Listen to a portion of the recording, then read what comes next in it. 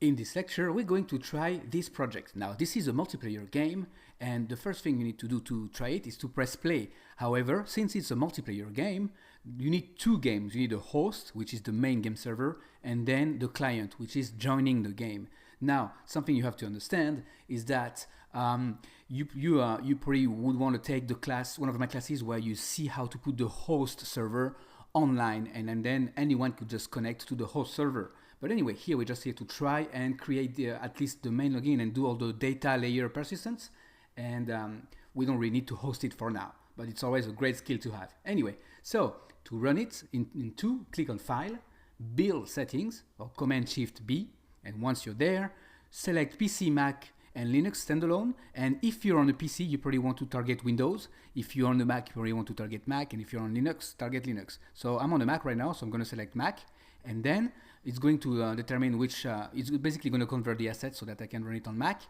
And then select probably a 64-bit architecture. Usually any computer that was made after, after 2013 is going to be 64-bit.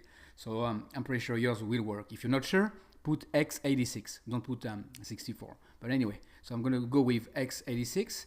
And again, it's going to determine the assets. And next thing I want to do is click on build. That's the important step here. I don't want to click on build and run. I just want to click on build so that I have it. The reason why I do that is just that I want to build it and then I want to know how to run it myself. All right, so I'm going to click on build. And now it's going to ask me where I want to save that. I'm going to go ahead and save it inside of the files. So that's the project data, which is the project that we just opened. We don't want to save it inside of the project because it's going to make the project really big. So go one above. Create a new folder, call it build or builds. There we go. And name this one client, okay? Or game one. It's up to you at this point. All right, and click on save.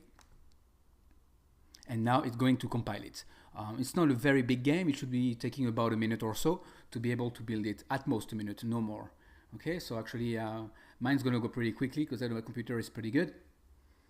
All right, and there's only one scene. And here we go. It's pretty much finished already. All right, so now I'm going to open that, but I want to run two games at the same time. I want to run the client and the server. So I'm going to run the server inside of Unity. All right, so here we go, we have the game. So inside of Unity, I'm going to close that now that it's done and click on play, and I'm going to run the server. So click on host game. All right, so here we go. I'm hosting the game, and since it's just a host, there is no player, no main player. But then I go to my Finder and I locate the game one, I double click on it, and I'm opening the client.